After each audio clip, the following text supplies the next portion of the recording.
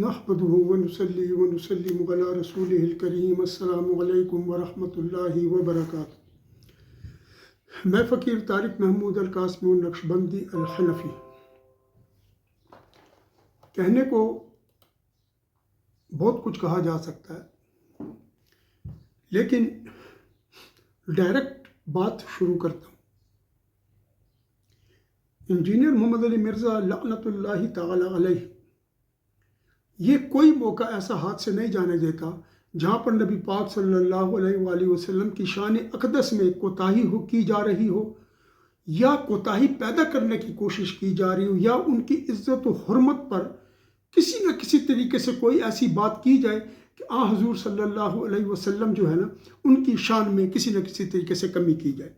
بھائی بات یہ ہے، جس کو اللہ تعالیٰ نے روشن کیا ہے سورج سے زیادہ، کروڑوں سورج جس کی روشنی تک نہ پہنچے، کہ صحابہ اکرام فرماتے تھے نبی علیہ السلام جب سورج میں چلتے تو ہم سورج کو دیکھتے اور نبی علیہ السلام کے چہرہ انور کو دیکھتے، تو آپ صلی اللہ علیہ وسلم کا چہرہ انور سورج سے زیادہ روشن ہوتا تھا۔ تو جس کو اللہ نے عزت دی ہے، انجینئر محمد علی مرزا بھنڈ کیسے اس کو ختم کر سکتا ہے؟ اس کا ایک کلپ ہے، آپ ذرا یہ سنیں، پھر میں آپ سے گفتگو کرتا ہوں۔ جی ایک آیت تو میں ضرور کہوں گا کہ وہ آپ پڑھیں، سورۃ الاعراف کی آیت نمبر 188، جس کے بارے میں میرا یہ دعویٰ ہے کہ یہ وہ آیت ہے جو آپ مسلمانوں کے مجمع میں کسی چوک یا چوراہے میں پڑھیں تو شہادت واجب ہو جائے گی، آپ کو کوئی نہ کوئی 295 سی لگا کے قتل کر دے گا، خواہ آپ اعلیٰ حضرت کا ہی ترجمہ پڑھ دیں سورۃ الاعراف کی آیت نمبر 188 کا، کیونکہ پورے کے پورے ان کے جو عقائد اور نظریات جو انہوں نے گھڑے ہوئے ہیں نا، وہ سارے ایک آیت سے فارغ ہو جاتے ہیں، اور اعلیٰ حضرت نے اس کا ترجمہ بالکل ٹھیک کیا ہوا ہے، کیونکہ وہاں تو یہ کہہ نہیں سکتے تھے کہ اے سننے والے، وہاں تو نبی علیہ السلام کو ڈائریکٹ کہا جا رہا تھا قل کے ساتھ۔ وہ آیت میں کور کر دیتا ہوں، آیت نمبر ہے 188 سورۃ الاعراف، سورۃ نمبر 7 پارہ نمبر 9۔ قل لا املک لنفسی نفعا ولا ضرا، اے نبی تم فرماؤ میں تو اپنی جان کے حق میں بھی کسی نفع اور نقصان کا مالک نہیں ہوں۔ لو جی بابے تو سارے اڑ گئے جے، اگر رسول اللہ کا یہ سٹیٹس ہے۔ جی آپ نے دیکھ لیا نا، اس نے جو بات کی ہے، کیا کہتا ہے کہ اس آیت کا ترجمہ کسی چوک چوراہے میں پڑھیں، جس کے بارے میں میرا یہ دعویٰ ہے کہ 295 سی لگا کر لوگ آپ کو قتل کر دیں گے، کیونکہ ان کے جو عقائد ہیں، جو گھڑے ہوئے عقائد ہیں، وہ اس ایک آیت سے اڑ جاتے ہیں، فارغ ہو جاتے ہیں۔ لو جی بابے تے سارے اڑ گئے اگر رسول اللہ صلی اللہ علیہ وسلم کا یہ سٹیٹس ہے۔ پھر آگے ایک بات اس میں اور بھی یہ ایڈ کرتا ہے کہ بے شک آپ جو ہے تو ترجمہ اعلیٰ حضرت کا پڑھیں تب بھی جو ہے تو خیر نہیں ہے۔ بات یہ ہے انجینئر، ہر آدمی پاکستان میں بریلوی نہیں ہے، خالصتاً اہل سنت والجماعت جن کا وہ نبی علیہ السلام کے دور سے قصہ چلتا آ رہا ہے، ہم نے علم دین مدارس میں جا کر اس لیے حاصل نہیں کیا کہ ہم اپنے سامنے کتاب کھولیں اور پھر اعلیٰ حضرت کا ترجمہ پڑھیں۔ ہم اعلیٰ حضرت کے پاؤں کی خاک بھی نہیں ہیں، کیونکہ جو اللہ کے نیک بندے ہیں، جو اللہ کے اولیاء ہیں، جو اللہ کے محبوب ہیں، جو اللہ کے محبوب ہیں، ان کے بارے میں گفتگو کرتے ہوئے بہت احتیاط کرنی چاہیے۔ ہم تو ایون کہ ان لوگوں کے بارے میں بھی بہت احتیاط سے گفتگو کرتے ہیں جن کا ہمیں پتہ ہوتا ہے کہ انہوں نے ڈڈیاں ماری ہوئی ہیں۔ ایک تو انجینئر تیری طرح ملحد مرتد کافر ہے نا، قادیانیوں کا پروردے ہے، اس کو ڈائریکٹ ہم کہتے ہیں کہ تو کافر ہے، تو پہ اللہ کی لعنت ہو۔ لیکن بات یہ ہے کہ میں نے آج تک اعلیٰ حضرت صاحب کے ترجمے سے کبھی ترجمہ نہیں کیا، میں خود کرتا ہوں۔ انجینئر تیری طرح نہیں ہے کہ کبھی مودودی کا پکڑ لیا، کبھی پرویزی کا پکڑ لیا، کبھی قادیانیوں کا پکڑ لیا، جہاں اپنی سہولت نظر آئی وہاں سے ترجمہ پکڑ کے کر دیا۔ اب جس نے جو آیت سنائی ہے، میں اس آیت کو کور کرتا ہوں۔ یہ آیت کیا تھی جو اس نے سنائی ہے؟ جی اعوذ باللہ من الشیطان الرجیم، قل لا املک لنفسی نفعا ولا ضرا الا ما شاء اللہ ولو كنت اعلم الغیب لاستکثرت من الخیر وما مسنی السوء۔ اچھا آگے کہتے ہیں ان انا الا نذیر وبشیر لقوم یؤمنون۔ اس کا ترجمہ یہ ہے جی کہ اے حبیب فرما دیجئے، آپ کہہ دیجئے ان کفار کو کہ میں تو اپنی جان کے لیے بھی کوئی نفع اور نقصان کا مالک نہیں ہوں، مگر یہ کہ اللہ مجھے اس پر قدرت دے دے اور اس کا مجھے مالک بنا دے. اگر کہ میں عالم الغیب ہوتا یا میں غیب کا علم جانتا، لستکثرت من الخیر، تو میں کثرت سے خیر جمع کر لیتا. وما مسنی السوء، اور مجھے کوئی ضرر کوئی نقصان نہ پہنچتا. لیکن بات کیا ہے جی کہ ان انا الا نذیر و بشیر، مگر میں تو صرف ایک ڈرانے والا ہوں اور خوشخبری دینے والا ہوں. لقوم یؤمنون، اس قوم کو، ان لوگوں کو، اس بستی کو، اس افراد بستی کو جو کہ اللہ سے، جو کہ ایمان لاتے ہیں اللہ پر. لقوم یؤمنون یعنی جو تصدیق کرتے ہیں اس بات کی کہ آپ اللہ کے رسول ہیں، جس طرح ہم تصدیق کرتے ہیں کہ حضور نبی محترم اللہ کے رسول ہیں، اور نبی محترم صلی اللہ علیہ وآلہ وسلم کی میں تصدیق کرتے ہیں. اچھا، یہ ترجمہ ہو گیا جی. اس میں ایسی کیا چیز ہے کہ 295C لگے؟ ہم تمام اہل سنت والجماعت کا یہ عقیدہ ہے کہ نبی پاک صلی اللہ علیہ وسلم کی جو شان بیان کی گئی ہے اس آیت میں وہ ایسے ہی ہے. لیکن اب میں اس کے اوپر ذرا ڈیٹیل ڈسکشن کرتا ہوں تھوڑی سی. پہلے تو اس کی شان نزول بتاؤں نا انجینئر صاحب. تم آئے، تم نے آ کے بکواس کی جو تمہاری عادت ہے، اور تم غائب ہو گئے. اب بہت غور سے سنے جی، انجینئر کے چیلے چانٹے بھی سنے، دیوبندی بھی سنے، بریلوی بھی سنے، ہر اہل سنت والجماعت سنے، اہل حدیث بھی سنے، کیونکہ انہوں نے اپنے ساتھ بہت بڑا لکھ کے لگایا ہوتا ہے اہل سنت. حالانکہ تم لوگ اہل سنت نہیں ہو. سب سے پہلے تو تم یہ دھوکہ دے رہے ہو اہل حدیث. خدا کو مانو، اپنے آپ کو اہل حدیث کہو، وہاں بھی کہو. یہ کام چھوڑ دو. تمہارے پاس جب کسی آدمی کے پاس دلیل نہیں ہوتی نا تو وہ جھوٹ بول کر لوگوں کو دھوکہ دیتا ہے، جس طرح یہ دے رہی ہے، جس طرح انجینئر محمد علی مرزا دے رہا ہے. ایک ٹی وی چینل ہے وہابیوں کا ہے، اس جگہ پر انہوں نے انجینئر کو بلا کر بٹھایا ہوتا ہے، حالانکہ انجینئر وہابیوں کو گالیاں دے رہا ہوتا ہے. تو بھائی کیا چکر ہے؟ تم لوگ ہمارے ساتھ کون سے ڈرامے کھیل رہے ہو؟ اچھا، اب آئیں جی. حضرت عباس رضی اللہ تعالیٰ عنہ فرماتے ہیں اس شان نزول کیا ہے. کفار نبی پاک صلی اللہ علیہ وسلم کے پاس آئی اور آ کر کہنے لگے، آپ کا اللہ آپ کو اس چیز کی اطلاع نہیں دیتا کہ ریٹ کب کم ہو رہے ہیں اور کب ریٹ زیادہ ہوں گے، تاکہ یہ چیز ہمیں پتہ لگ جائے تو ہم کم ریٹ کے وقت میں چیزیں خرید لیں، اور جب ریٹ زیادہ ہوں تو ہم ان کو بیچ کر زیادہ پروفٹ کمائیں. ٹھیک ہے جی. اور اسی کے ساتھ ایک بات اور بھی کہی کہ وہ یہ بھی کہتے تھے کہ جب خشک سالی ہو تو اس زمین کے بارے میں ہمیں پتہ لگ جائے کہ اس مرتبہ اس زمین میں خشک سالی ہے، تو مجھ سے پہلے اس زمین کے طرف چلے جائیں کہ جہاں پر خشک سالی نہیں ہوگی، سرسبزی ہوگی، ادھر بارش ہوگی. یہ بات بھی اگر آپ بتا دیں تو ہم ادھر چلے جائیں. تو پھر یہ آیت نازل ہوئی. اللہ تعالیٰ نے کیا فرمایا جی؟ اللہ تعالیٰ نے فرمایا اپنے حبیب نبی پاک صلی اللہ علیہ وآلہ وسلم کو، قل لا املکو، ای قل یا محمد صلی اللہ علیہ وسلم، لا املکو ولا اقدر لنفسی نفعا، ای اجتلاب نفع بان اربح فی مشتریه، ولا درا یعنی ولا اقدر ان ادفع عن نفسی درا وانزل بها بان ارتحل الى ارض الخصبہ واترک الجدب. یعنی فرماتے ہیں نبی پاک صلی اللہ علیہ وسلم کہ مجھے اللہ تعالیٰ نے کہا کہ محمد سے کہہ دو کہ میں اپنی نہ جان کے لیے کوئی نفع اور نقصان کا ذمہ دار نہیں ہوں. یعنی کہ میں نفع کماؤں، ٹھیک ہے جی، جو میں جس کو بیچوں، اور نہ جو ہے تو میں کسی اپنے نقصان کو، کسی تکلیف کو اپنے سے دور کرنے پر قادر ہوں کہ میں اس سے دور کر دوں، یا مجھے پہلے سے اس چیز کا علم ہو تو میں سفر کر جاؤں اس طرف کہ جہاں پر سرسبزی ہو، اور ادھر سے دور ہو جاؤں کہ جہاں پر جو ہے تو قحط پڑ رہا ہو. الا ماشاء اللہ، مگر یہ کہ اللہ تعالیٰ مجھے اس چیز کی قدرت دیں، طاقت دیں، یعنی اللہ تعالیٰ مجھے ایک چیز کا مالک بنا دے نفع کا، اللہ تعالیٰ مجھے خبر دے دیں. یہاں پر اصل میں عبودیت کی بات ہو رہی ہے.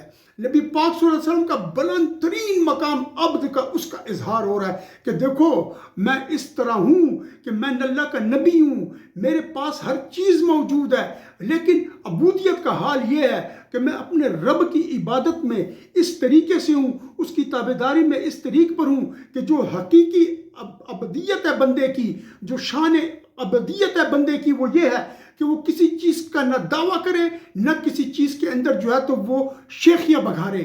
نہ، میں عاجز ہوں، میں عاجزی سے یہ بات کر رہا ہوں کہ میرے پاس کچھ نہیں. اس میں اللہ ماشاء اللہ بتا رہا ہے کہ مگر جو کہ اللہ چاہے.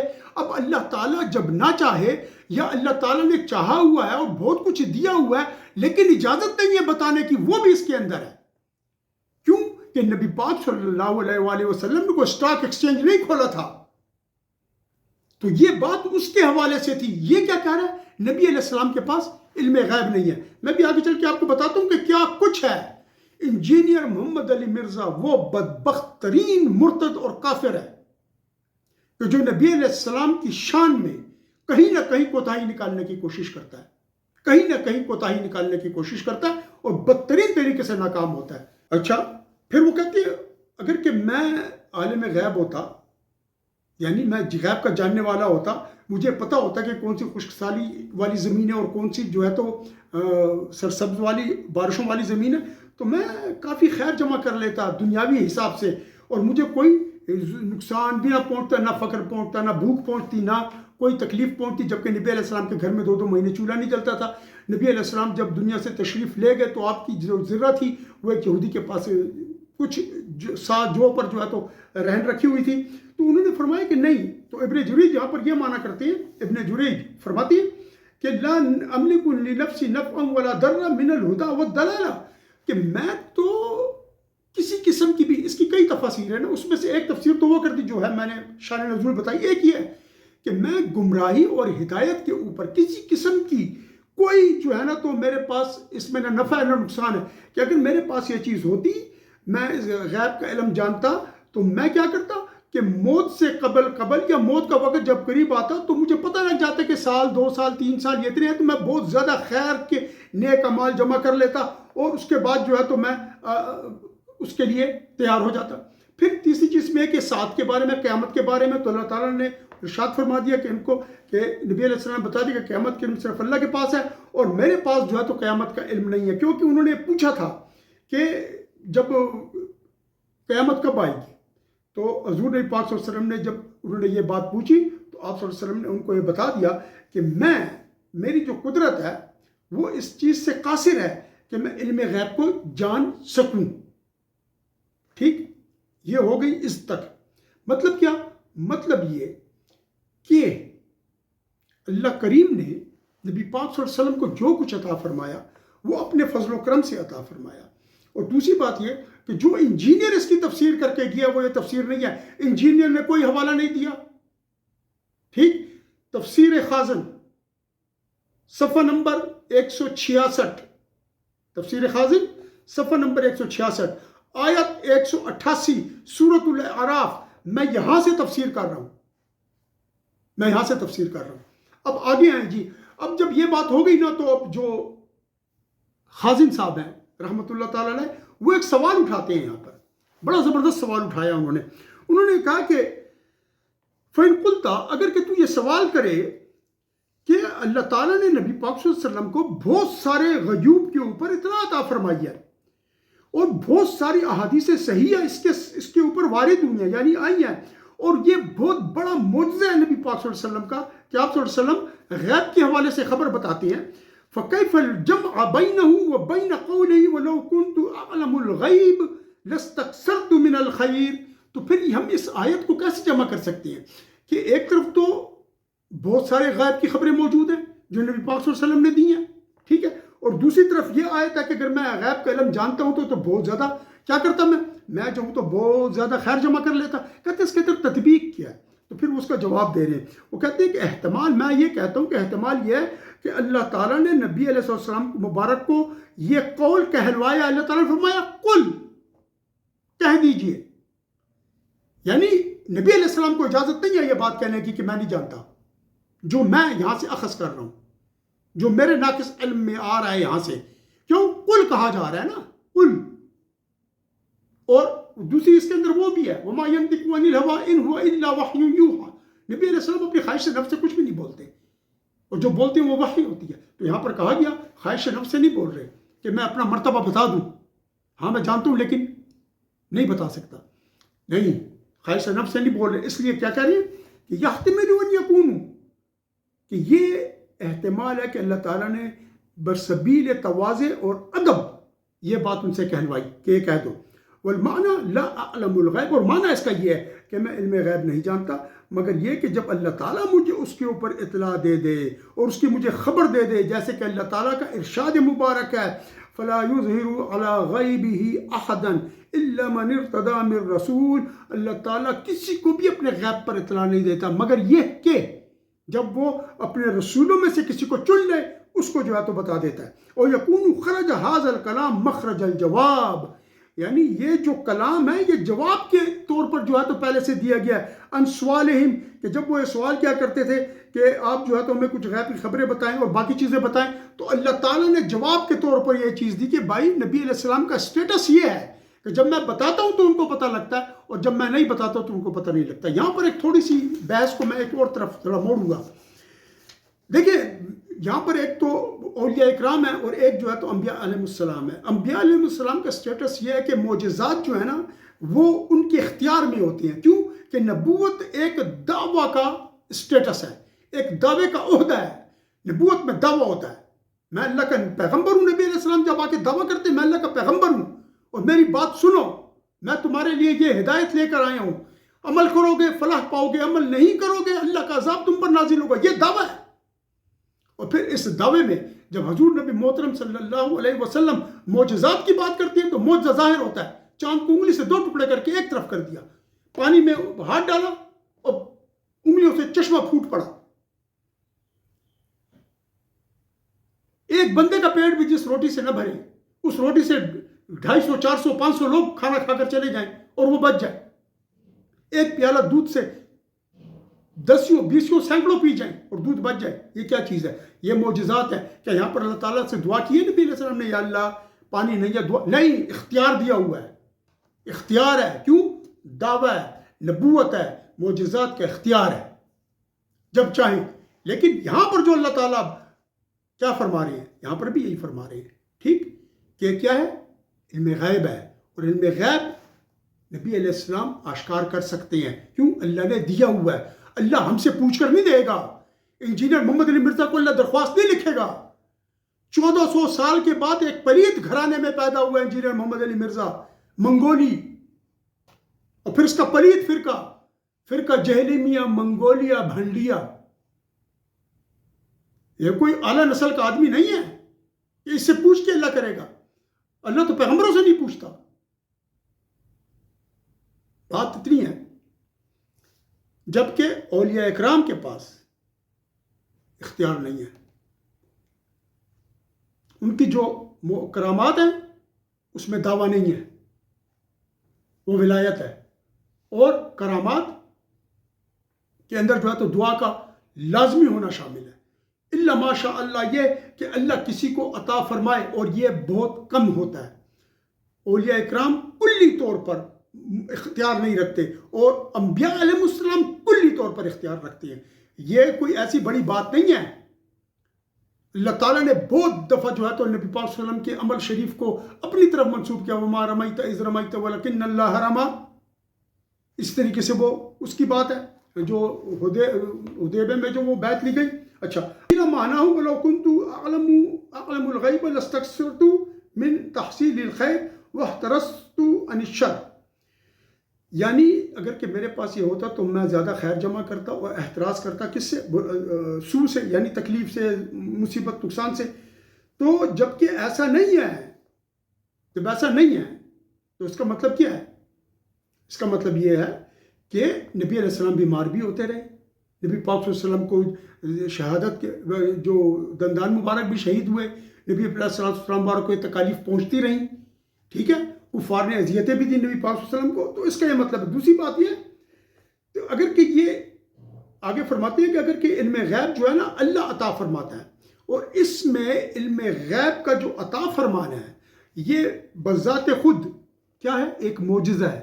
اور کیوں کہ اللہ تعالیٰ نے پہلے ان کو عطا نہیں فرمایا. جب یہ بتا دی آیت، علامہ خازن فرماتے ہیں، تو اس کے بعد اللہ تعالیٰ نے ان کو علم غیب دیا اور اس سے اس کا اظہار کروایا. جب اظہار کروایا تاکہ کفار کو پتہ لگ جائے کہ علم غیب کا نبی کے پاس ہونا اس کی عزت اور شان بڑھاتا ہے کہ کفر اور شرک کا مسئلہ نہیں ہے، بلکہ اس سے نبی کی عزت بڑھتی ہے کیونکہ یہ ایک علم غیب کا ہونا بذات خود ایک معجزہ ہے۔ اب یہاں پر میں ایک حدیث سنا کر اس ٹاپک کو کنکلوڈ کرتا ہوں باذن اللہ تعالی۔ بخاری شریف، ٹھیک ہے جی، کتاب المغازی، غزوہ موتا، ٹھیک ہے جی، حدیث کا نمبر 3757۔ اور حدیث روایت کون کر رہے ہیں جی؟ حدیث روایت کر رہے ہیں جناب انس رضی اللہ تعالی عنہ۔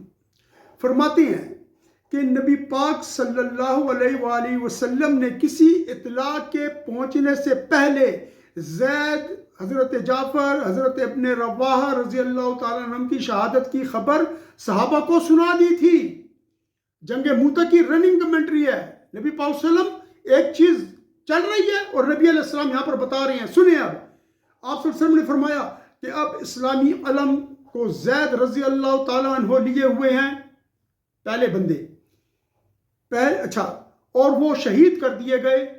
اب جعفر رضی اللہ نے علم اٹھا لیا۔ یہ دیکھ رہے ہیں تو بتا رہے ہیں نا، جنگ موتا دمشق شام میں ہو رہی ہے، شام کی سرحدوں پر لڑی جا رہی ہے، اور آپ مدینہ شریف میں تشریف فرما، اور وہ بھی شہید کر دیے گئے۔ اب ابن رواحہ رضی اللہ عنہ نے علم اٹھا لیا، اب بتا رہے ہیں، اور وہ بھی شہید کر دیے گئے۔ نبی کریم صلی اللہ علیہ وآلہ وسلم کی آنکھوں سے آنسو جاری تھے۔ پھر آپ صلی اللہ علیہ وسلم نے فرمایا کہ اور آخر اللہ کی تلواروں میں سے ایک تلوار خالد بن ولید رضی اللہ عنہ نے علم اٹھا لیا، اور اللہ تعالیٰ نے ان کے ہاتھ پر مسلمانوں کو فتح عنایت فرمائی۔ انجینئر محمد علی مرزا، یہ علم غیب نہیں ہے، جنگ چل رہی ہے۔ اچھا جی، غور سے سنیں، جنگ چل رہی ہے۔ جب جھنڈا گرتا ہے بتاتے ہیں کہ شہید ہو گیا زید، جعفر تیار اٹھاتے ہیں، بتاتے ہیں کہ جعفر نے اٹھا لیا۔ جب جعفر شہید ہوتے ہیں بتاتے ہیں کہ شہید ہو گئے، اب جھنڈا رواحہ نے اٹھا لیا، پھر فرماتے ہیں رواحہ شہید ہو گئے، اب جھنڈا اللہ کی تلواروں میں سے ایک تلوار نے اٹھا لیا۔ 3000 مسلمان ہیں، 1 لاکھ کافر ہیں۔ انجینئر تو عدالت سے بھاگ گیا تھا اور وہ جم کے کھڑے تھے، وجہ یہ ہے انجینئر تو بہت چھوٹی چیز ہے نا، ابو لہب، ابو جہل، شیبہ، اتبا، سب برباد ہو گئے، سب برباد ہو گئے۔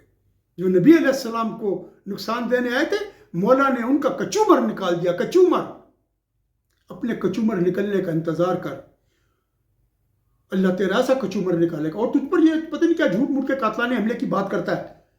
اہل سنت والجماعت اول ان کی جو ٹریننگ ہے اور ان کی جو تربیت ہے اس میں چیز ہے ہی نہیں، مار دھاڑ، مار پٹائی، نہیں۔ ہمیں خدا نے جو علم دیا ہے نا، اس کے بل بوتے پر تیرے منہ پہ اتنے تھپڑ لگائے نا، اس علمی تھپڑ تیرے منہ سرخ ہو جائے۔ اس کا جواب دیا اگر نہ رہ، اس سے پہلے بھی ایک ویڈیو میں نے بنائی تھی، تو بھاگ گیا۔ اور اپنے ان چہرے چانٹوں سے کہے فضول قسم کے کمنٹ نہ کیا کریں۔ ایک ان کا کمنٹ کیا جی، ایک نے آ کر کہتے ہیں صحابہ صفہ تو اسلام سے پہلے کی بات تھی، یہ ان کا علم ہے، یہ ان کا نالج ہے، جس پر آ کر یہ کرتے ہیں کہ فلاں کی وہ دے، فلاں کی وہ دے، ایسا کچھ بھی نہیں ہے۔ اچھا ایک بات اور آپ کو بتا دوں یہاں پر جو آخر میں ہے، ان انا الا نذیر و بشیر، اور میں نہیں ہوں مگر ایک ڈرانے والا، خوشخبری دینے والا ان لوگوں کے لیے کہ جو اس کی تصدیق کرتے ہیں، کیونکہ نبی علیہ السلام مبارک کی رسالت سے اور تبلیغ سے انہی لوگوں کو فائدہ ہوگا کہ جو اللہ کے رسول کی بات سنتے ہیں اور اللہ کے رسول کی نبوت کی تصدیق کرتے ہیں، اللہ کی وحدانیت کی تصدیق کرتے ہیں، اور ہر وہ خبر جو عقل سے جانچی جا سکے اور ہر وہ خبر جو عقل سے جانچی نہ جا سکے، اور نبی علیہ السلام نے ہمیں حکم دیا ہے ایمان لانے کا، ہم اس پر ایمان لاتے ہیں اور اس کی تصدیق کرتے ہیں۔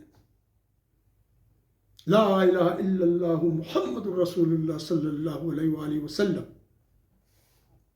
جن لوگوں نے چینل سبسکرائب کر لیا ان کا بہت شکریہ، جنہوں نے سبسکرائب نہیں کیا وہ کر لیں تاکہ بر وقت ان کو اطلاع اور اہم گفتگو ان تک پہنچتی رہے۔ وآخر الدعوانا ان الحمد للہ رب العالمین، وصلی اللہ تعالی علی خیر خلقہ ونور عرشہ محمد وعلی آلہ وصحابہ اجمعین برحمتک یا ارحم الراحمین۔